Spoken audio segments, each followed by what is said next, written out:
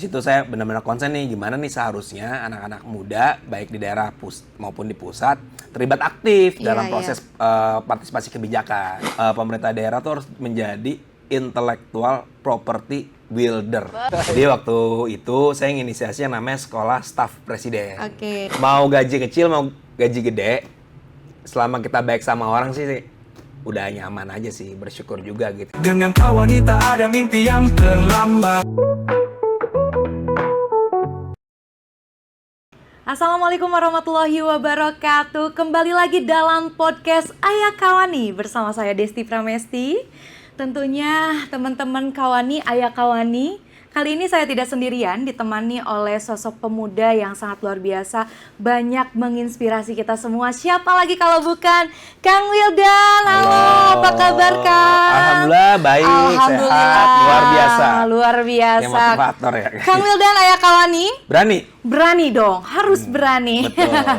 Kang Wildan, sebelum saya menanyakan sejauh mungkin tentang Kang Wildan, kita mengupas tuntas apa aja yang dilakukan atau kegiatan apa aja yang dilakukan oleh Kang Wildan. Boleh dong sedikit kenalan dulu Kang Wildan. Kali ini Kang Wildan apa aja yang sedang dilakukan oleh Kang Wildan? Mangga Kang Wildan. Jadi aku sekarang posisinya lagi jadi tenaga ahli menteri di Kemenpora untuk urusan lintas sektor.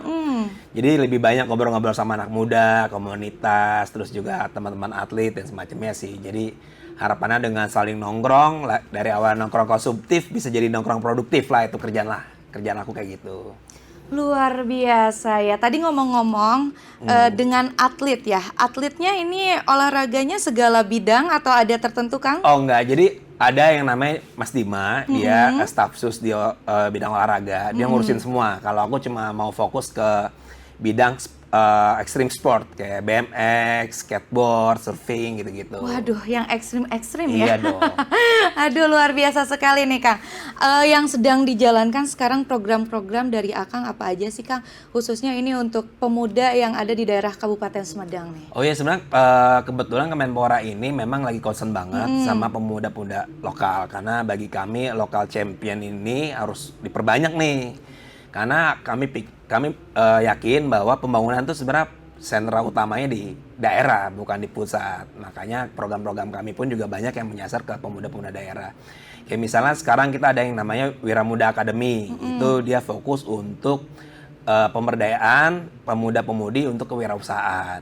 Terus juga ada kejuaraan Tarkam, itu untuk di level olahraganya. Jadi kita menyelenggarakan beberapa kejuaraan Tarkam di beberapa daerah. Dua utama inilah. Ada juga misalnya kayak kita Indonesian Dream, itu juga fokus juga ke teman-teman daerah yang punya keinginan untuk pertukaran pelajar antar provinsi maupun antar negara, seperti itu. Ngomong-ngomong nih, Kang Wildan ini seorang tenaga ahli Menpora di lintas sektor kepemudaan nih. Awalnya kenapa sih Kang terjun ke situ gitu? Apa yang membuat Akang tertarik nih? Ya karena nganggur butuh kerjaan. Enggak. Jadi kenapa tertariknya? Sebenarnya prosesnya rada panjang sebelum saya di Kemenpora kan. Jadi kebetulan dulu saya banyak kerja di lembaga donor sebenarnya, kayak lembaga penelitian. Dan memang pada waktu itu lagi ada isu soal bonus demografi.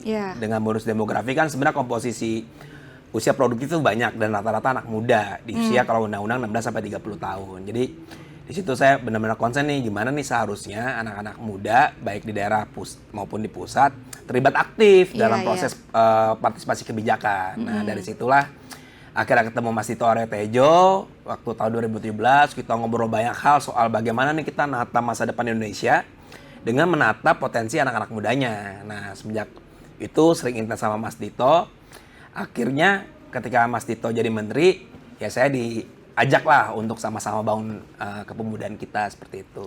Luar biasa nih. Ya itu dari awal yang nongkrong konsumtif jadi nongkrong produktif. Tuh nongkrongnya jadi nggak sembarangan nongkrong ya. Betul. Karena zaman sekarang Kang Wildan banyak pemuda yang mungkin mereka punya kemampuan tapi mereka tuh bingung. Jadi mau diarahkan kemana gitu.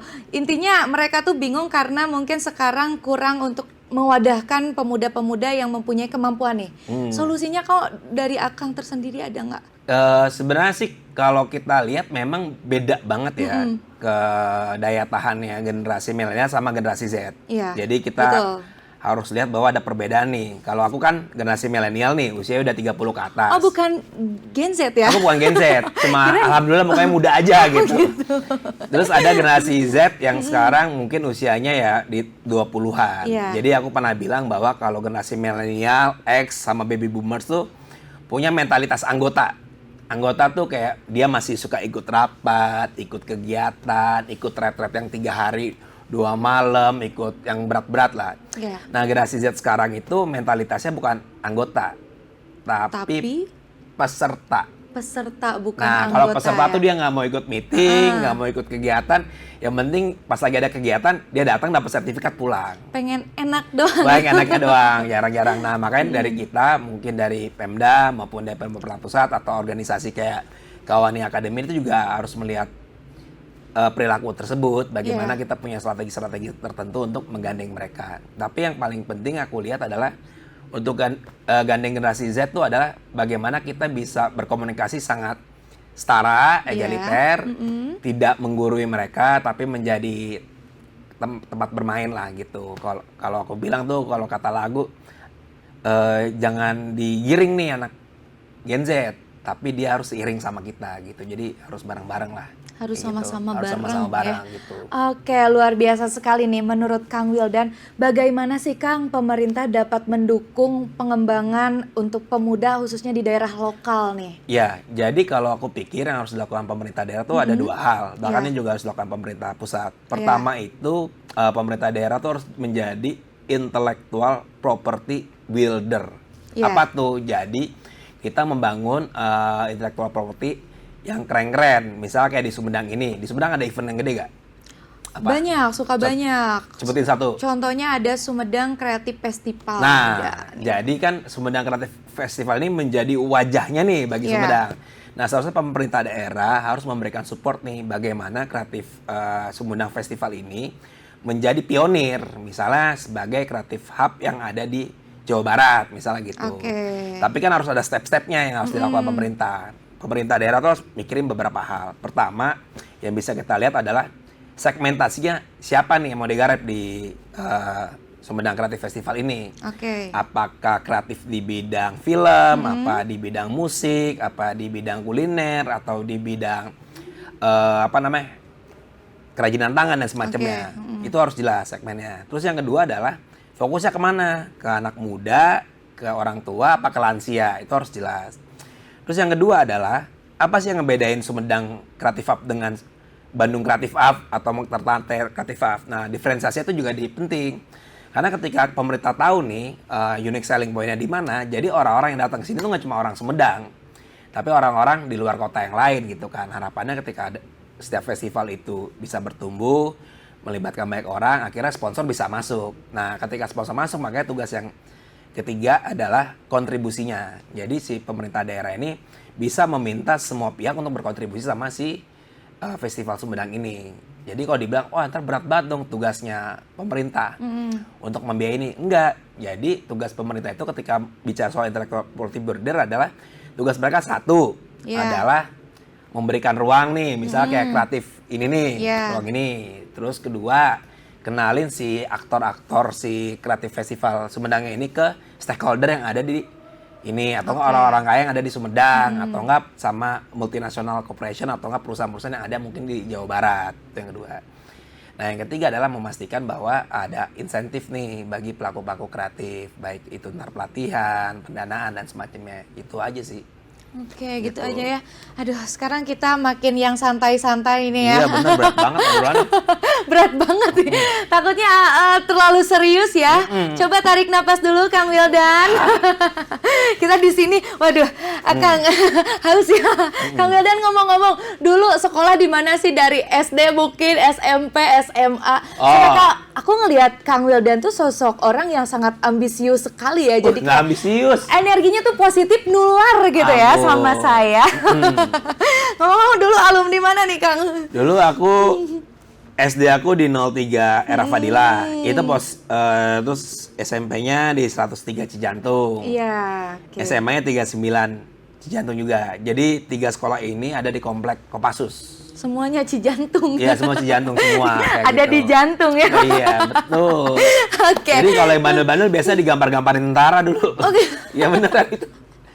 Kang nih, Akang dari pekerjaan sekarang yang membuat Akang nyaman di situ apa nih kalau boleh tahu? Duit lah. Duit. Benar. Enggak. Jadi ngurusin pemuda tuh paling menyenangkan ya. Maksudnya harapan mereka tinggi, ambisi mereka tinggi, terus juga nggak serius banget. Jadi kadang Iya. kerja tuh kayak nongkrong aja. Tapi Itu benar sih loh enak. Kang, saya ngelihat Akang datang ke sini kerjanya di tenaga ahli ya. Terus datangnya kok pakaiannya casual gitu kan, biasanya Iya, orang-orang betul. kayak pakai batik terus Iya. bawa teng-tengan ini. Iya. Akang datang ke sini kayak dengan santai gitu. Wah, ini benar-benar yang mencerminkan kepemudaannya tuh benar-benar ada di passion Akang gitu. Iya betul, karena nggak mampu beli baju mahal. Kayak gitu pakai brand-brand lokal, ini brand lokal loh by the way. Ya brand-brand lokal tuh harus disupport. Benar. Nih Akang sebelum masuk ke Menpora, kegiatan dulunya nih apa aja nih yang Akang lakuin? Baca komik, nonton anim, baca-baca jurnal filsafat, aku suka filsafat. Ya nongkrong-nongkrong di komunitas gigs kan, kayak event kayak pesta pora, Oke. terus macam-macam lah. Aku suka ke event-event anak muda, mungkin itu yang juga dilihat Mas Dito, aku deket nih sama skena-skenanya anak muda kayak gitu. Ada nggak sih anak muda yang selama ini Akang hadapin yang susah diatur gitu, Kang? Semua anak muda harus susah diatur. Susah Jadi diatur. prinsipnya adalah kalau anak muda gampang diatur, aku pikir itu bahaya banget. Anak muda tuh DNA-nya tuh harus susah diatur. Oh, susah diatur. Kenapa Karena tuh, Kang? ketika dia susah diatur, berarti dia punya kreativitas dan critical thinking yang bagus. Oke. Coba kalau seandainya anak-anak muda ini nggak ngelakuin pemberontakan, ya mungkin nggak akan ada tuh yang namanya 17 Agustus 1945. Itu kan gara-gara Benar, si anak-anak Kang, muda yang benar. berontak. Ini orang tua lama banget, udah gue culik aja dah ke Rengas Dengklok, kan kayak gitu. Tapi bener, saya juga Iya susah kan? diatur, nggak bisa. Iya, gitu. betul. Hidup gue gua gimana gue Iya. gitu. Jadi aku melihat kadar kecerdasan seseorang itu, Oke, terutama di anak muda, adalah seberapa berani dia melakukan pemberontakan. Kenapa aku bilang kayak gitu? Sekarang kita dituntut untuk melakukan inovasi. Oke. Fondasi awal dari inovasi itu adalah keberanian. Betul. Makanya dibilang kata Pramudiana Ataturk, dibilang, udah apa gunanya anak muda kalau nggak punya keberanian? Pintar tuh nomor 2 gitu. Cerdas itu nomor 2. Percuma kalau cerdas dan juga pintar tapi dia nggak punya keberanian, akhirnya nggak ngelakuin apa-apa. Misalnya kita ngeliat anak-anak muda di Sumedang, aku pikir baik yang pintar-pintar, baik yang cerdas-cerdas gitu kan. Tapi pas lagi didebat sama kadisnya gitu, wah ini deh, idenya nggak mungkin, diem. Iya, Akhirnya dia iya, nggak ngelakuin betul. apa-apa. Seharusnya yang dilakukan ketika didebat, lawan dulu masalah berhasil apa enggak nanti. Kenapa aku Gimana bilang kayak nanti gitu? ya? Kenapa? Karena tugas beratnya bagi anak muda itu bukan menciptakan sistem yang baru atau gagasan yang baru. Oke. Tapi lepas dari sistem maupun gagasan yang lama. Makanya butuh keberanian dulu. Nih, Apa hal yang paling berani? Nggak boleh dibaca ya? Nggak boleh dibaca ya? Iya, iya. Apa? apa hal yang paling mungkin berani nih dari Kang Wildan? Oh, ini ada satu cerita. Jadi waktu itu aku kan di kantor staf presiden. Jadi aku jadi tenaga ahli yang ngedampingi Panglima Oke. Muldoko. Dia waktu itu kepala staf presidennya lah, posisinya seperti itu. Jadi waktu itu saya inisiasi yang namanya Sekolah Staf Presiden. Oke. Nah, Sekolah Staf Presiden ini waktu awal-awal tuh banyak yang nolak. Kenapa tuh, Kang? Karena satu dianggap terlalu berani ngambil nama presiden. Terus yang kedua waktu itu aku baru banget tuh di situ. Oke. Waktu baru abis pertama di KSP baru, terus rambut aku masih gondrong gitu kan, terus tiba-tiba kayak bukan ngacak-ngacak sih, bikin ide-ide gila di KSP, di lingkaran istana, banyak resistensi. Dan waktu itu banyak yang nolak ide aku, tapi aku ngerasa beruntung bahwa pimpinanku tuh waktu itu Pak Muldoko. Iya. Jadi pernah ada satu momen tuh aku dipanggil sama senior-senior gitu kan, terus ditanya siapa sih yang namanya Wildan bikin program-program kayak gini, saya gitu kan. Terus teman-temanku pada bilang, wah mampus tuh dikeramasi sama senior-senior, dibilang kayak gitu. Nah tiba-tiba pas lagi di meeting nih kan, semua orang pada ngumpul, Iya. Pak Mul masuk. Oke. Yes. Udah, intinya saya nggak mau tahu programnya Wildan bagus, dibilang gitu. Kalau yang menolak, harus berhadapan sama saya kayak gitu. Waduh, keren. Nah terus akhirnya aku sadar betul Oke. bahwa keberanian itu menular gitu. Jadi selama kamu yakin dengan apa yang kamu lakukan, ya orang-orang sekitar kamu, entah itu yang atasan kamu, bawahan kamu, atau kolega kamu, tapi kamu bisa menjaga keberanian itu pasti nular gitu. Dan akhirnya Pak Mul selalu support sama program-program waktu di kantor staf presiden gitu. Yang penting berani dulu aja gitu. Oke, tadi yang enaknya nih, sekarang ada nggak sih selama Akang Aduh, aku menjadi juga pemimpin? pernah ini deh, ngebom rektorat. Seriusan? Nggak Beneran? bercanda kan? Enggak, ini serius. Jadi Gimana ceritanya? Ini agak seru nih ngebom tuh. benar, jadi Gimana? tahun berapa? 2012. Jadi kan waktu itu 2012. zamannya UKT.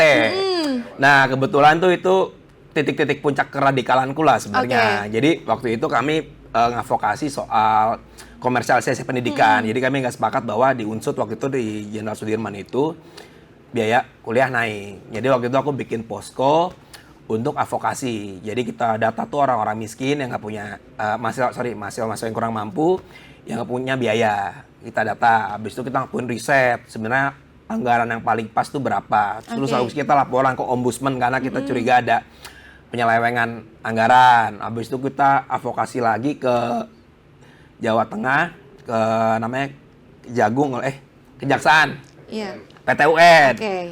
Masih gitu. Sampai akhirnya kesel, kita bikin demo dan semacamnya. Akhirnya mau beraudiensi sama rektor waktu itu. Nah, rektornya nggak nemuin kita, akhirnya kita bom rektoratnya pakai flare gitu. Gila, tapi itu orang-orang di situnya masih hidup kan? Enggak, jadi waktu kita mau ngebom tuh juga ibu-ibu hamil kita kita keluarin dulu. Oh gitu. Waduh. Oke, Dikasih hamil-hamil aba-aba sakit, dulu. aba-aba Bu, dulu. keluar dulu ya, Bu. Iya. Saya mau ngebom. Tapi alhamdulillahnya memang waktu itu waktu advokasi kami kan berbasis pada data dan semacamnya. Jadi Oke. nggak lama dari itu memang si rektor akhirnya ketangkap. Oke. Oh, itu yang paling berani sih yang aku lakuin bener. Kalau nggak kayak gini kan nggak ada di titik ini, bener ya kan? Betul. Betul. Tadi mungkin saya menanyakan yang enaknya sekarang ya, mungkin ada nggak sih selama Akang jadi tenaga ahli yang bikin Akang sakit hati mungkin di tempat kerjaan itu ada nggak? Oh, nggak ada kalau sakit hati. Stres mah iya. Kalau sakit hati enggak ya. Maksudnya aku kerja, aku ngerasa fisikku sama Mas Menteri. Terus di Kemenpora juga banyak orang-orang baik. Misalnya kayak Kang Indra. Aku nggak stres sih. Nggak sakit hati. Tapi stres dengan banyak tuntutan yang memang harus kita benahi. Banyak banget yang harus dibenahi untuk pemohonan kepemudaan kita itu sih. Dan aku pikir ini nggak cuma tugasnya Kemenpora, tapi multi pihak lah. Mau saya ya Pemda, ya media, ya kampus dan semacamnya. Nah, proses ketika kita bicara dengan pihak eksternal itu yang sebenarnya bikin stres karena kita harus nyocok-nyocokin nih antara kepentingan dan kebutuhan kita dengan kepentingan dan kebutuhan mereka seperti itu. Oke, sekarang dong Kang Wildan, biar teman-teman Kawani atau kawan-kawan Kawani tahu nih perjalanan atau proses yang Kang Wildan jalani sampai berada di titik ini. Gimana sih, Kang? Pertama keberuntungan ya, kepikir. Tapi aku percaya bahwa keberuntungan tuh nggak instan. Dia tuh berkorelasi langsung sama kerja keras dan keringat kita. Jadi ada istilahnya semakin berkeringat, semakin beruntunglah kita gitu. Dan ada istilahnya juga tuh kalau dari Amerika Latin, keberuntungan menyertai orang-orang berani sebenarnya. Betul. Dibilang kayak gitu. Dan yang paling penting adalah bagaimana kita punya keberanian untuk terus belajar gitu kan. Keberanian untuk terus bermimpi besar. Kan problemnya sekarang adalah anak-anak muda ini karena nggak punya mimpi besar, akhirnya melangkah ke mimpi kecil aja nggak bisa gitu. Jadi itu. Dan kita harus siap sih kalau, jadi senior aku waktu pertama kali aku di Jakarta kan tahun 2014 sebenarnya. Jadi habis aku lulus, aku ke Jakarta, aku ngerasa segala hal tuh gampang tuh di Jakarta. Ternyata enggak kan. Dan akhirnya di sono menganggur. 2014 aku sempet nganggur kan. Berapa lama tuh, Kang? Sempat kayak 3 bulan aku nggak ada aktivitas apa-apa kayak gitu. Dan akhirnya karena harus bertahan hidup kan, aku ngojek tuh sempet tuh. Jadi ngojek waktu itu pakai Grab, ngojek sampai agak ketemu teman-teman gerakan lah pada waktu itu. Ada Bang Haris Lusli, Bang Moti, Bang Arif Puyono, macam-macam lah sudah aktif di situ. Nah pada waktu itu pun kerjaanku cuma ini bikin acara seminar lah. Seriusan? Iya, acara seminar. Jadi di aku kampus-kampus, Kang? di kafe-kafe waktu itu kafe-kafe. di Jakarta ya. Oke. Terus itu tugasku cuma jadi absensi. Jadi kan ada tuh yang bisa terima tamu, aku absensi itu sama ngelola media-media. Jadi kalau ada media datang aku ngasih makan. Dan waktu itu lumayan, waktu itu aku setiap seminar dapat 50.000. Tiap seminar dapat 50.000. Tapi cukup hidup di Jakarta? Tidak cukup. Kang, Tidak cukup lah, Anda seperti apa, itu tidak ngomong-ngomong di cukup. Jakarta ngekos Akang? Kebetulan ada rumah dinas Oh, Bapak. ada rumah dinas Bapak. Oke. Aku ngerasa beruntungnya situ, jadi teman-temanku yang di Purwokerto, pada tinggal di rumahku. Oke, berarti belum pernah ngerasain di titik gak punya uang banget di kosan Nggak makan ada. mie. Iya, nggak ada, alhamdulillah. Oke. Udah tuh. Gimana lagi, Habis gimana? itu, wah nggak bisa nih kerja-kerja kayak gini Oke, kan. Nah, akhirnya aku daftar lah. Waktu itu masuk ke lembaga riset, namanya Demos. Demos Iya. ini salah satu lembaga riset yang dimiliki Cak Munir. Munir Kontras. Iya.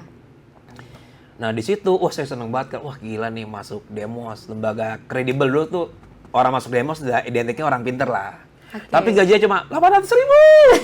Tapi kan lebih besar daripada 50.000 kan? Betul, ada peningkatan kan. Ada mendingan dari Benar. 50.000 jadi 800.000. Betul. Iya. Nah, 800.000 kan. Terus akhirnya udah proses-proses itu, masuk step selanjutnya nih aku. Jadi udah mimpi jadi manajer di sana kan. Wah nih oke. gua kayak di sini udah gua nih yang paling pinter, bisa nih Oh, jadi ini. manajer. Gua nih Seambisi paling keren gitu. Udah ada paling keren, riset udah paling kuat, tulisan paling banyak kayak Oke. gitu kan. Habis itu bubar organisasinya. Kok bubar, Kang? Karena nggak dapat lembaga donor lagi dari Norwegia. Oh. Menganggur lah lagi kami kan, kita nganggur. Nganggur lagi, Gojek lagi. Nah, Gojek sambil akhirnya dapat tawaran tuh aneh banget, dapat tawaran jadi sales, Bos. Oh gitu. Jadi Sales apa? sales minuman gini tapi yang teh, aku nggak nyebutin brandnya lah. Oh iya. Jadi aku di situ jualan. Jadi kamu tahu gak sih kalau misalnya lagi ada jualan-jualan itu ada yang ini pakai kalung, 10.000 tiga, dapat itu. Tahu kan? Beneran kayak gitu, Bos. Tahu kan? Kalau sekarang suka yang jual badut-badut. Nah, aku juga pernah jadi badut. Oh gitu, pernah jadi Bener. badut Kayak dia. minuman itu. Enggak, kalau itu aku badut produk bayi. Oh, produk bayi. Iya. Tapi nggak pakai pampers kan? Kagak, jadi dia pakai boneka gitu terus ada aku sebut brand boleh gak? Hah? Biar kebayangan. Baby Hooky namanya. Oh, iya, Jadi iya. aku pakai baju, aku jual-jualan dot waktu itu di mall.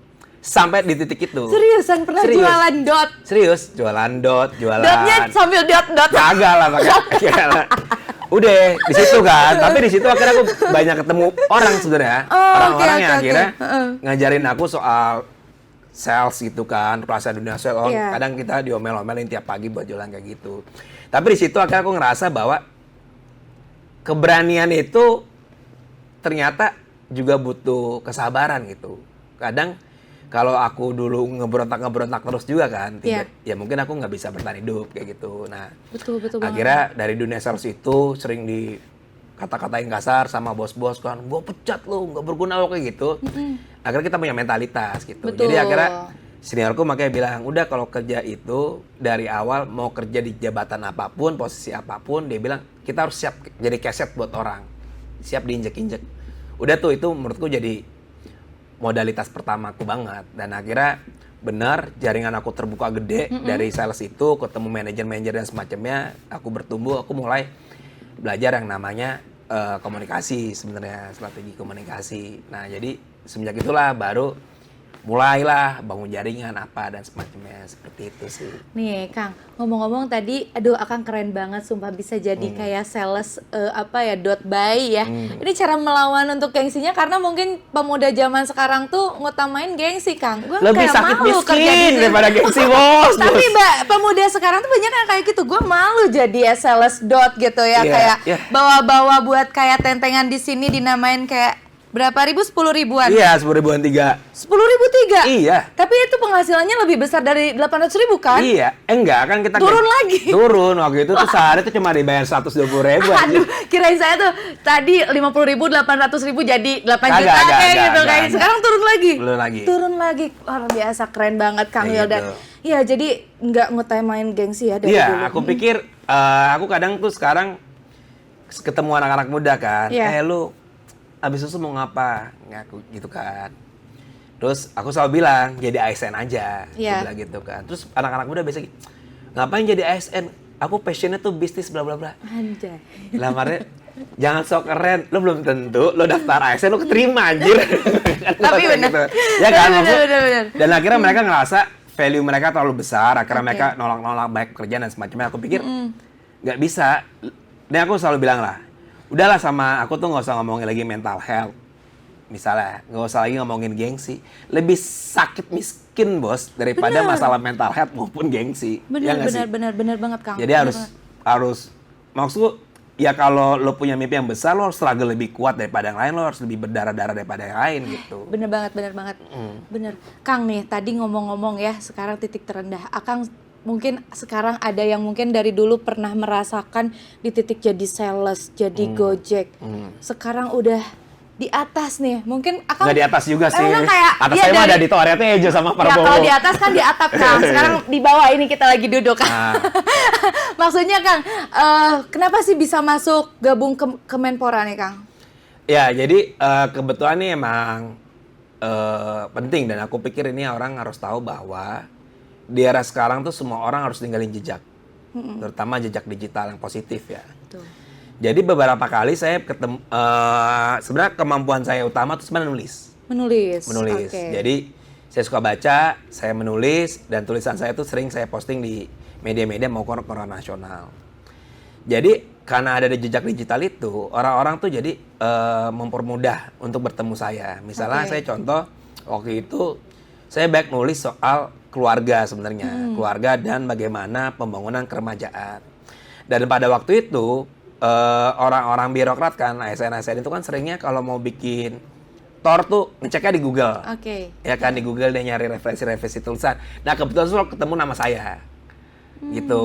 Nah makanya waktu itu saya ditarik di BKKBN karena ngelihat tulisan saya soal keluarga dan remaja. Begitupun ketika saya ditarik di Bappenas, mereka karena lihat tulisan saya terkait masalah investasi dan pembangunan ekonomi. Iya. Bahkan di KSP kemarin itu karena tulisan saya juga, saya sering nulis soal kepemudaan dan semacamnya, jadi ditarik. Jadi itu sih menurutku yang membuat aku punya kesempatan dan keberuntungan karena saya selalu membuat jejak digital yang oke gitu. Sedangkan ada teman-teman yang suka ngomong dan semacamnya, tapi mereka nggak bikin jejaknya di digital. Padahal sekarang eranya enak banget loh. Maksudnya bikin jejak digital ternyata nggak harus nulis kan. Iya, betul. Kadang kamu bikin caption di kegiatan atau kamu bikin TikTok konten dan semacamnya itu bisa jadi jejak digital. Nah sekarang kalau ditanya apa sih yang harus dilakukan dari semua hal, berarti cuma satu, kita butuh personal branding yang kuat. Dan personal branding yang kuat itu yang membuat kamu dapat atensi dari publik.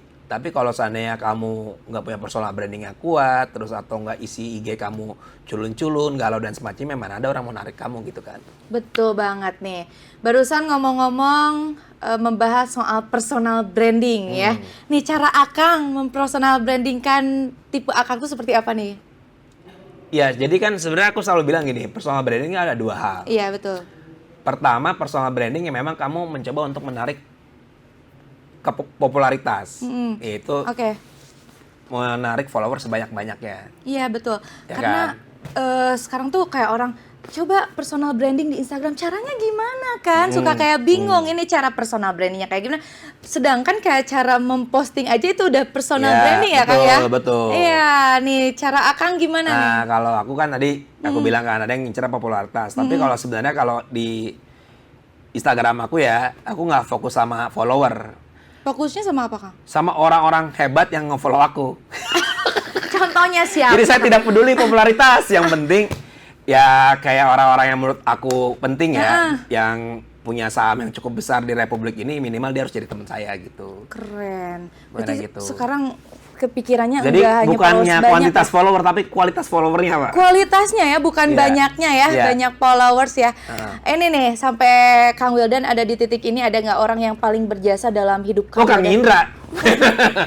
Kang Indra. Iya benar, aku lagi nggak menjelaskan Kang Indra ya. Jadi waktu di Kemenpora kan satu hal banyak karyawannya kan.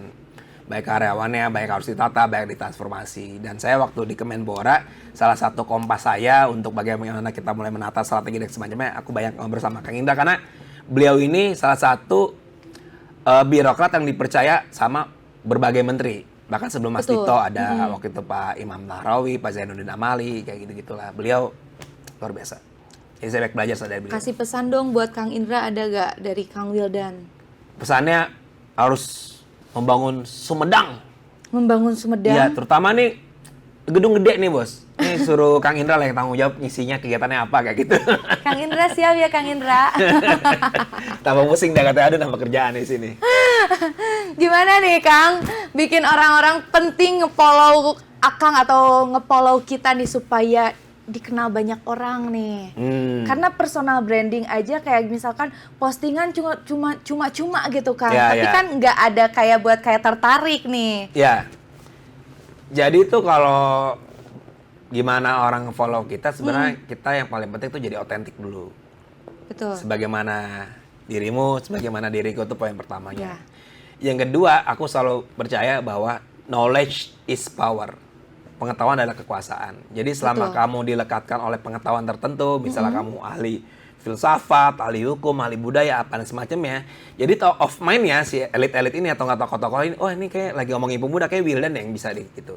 Wah ini ngomongin birokrasi, kayak Kang Indra dan semacamnya. Jadi kalau ditanya apa yang harus kita bangun personal brandingnya, sebenarnya bukan personal branding kitanya, Iya. tapi kita melekat pada pengetahuan yang mana gitu.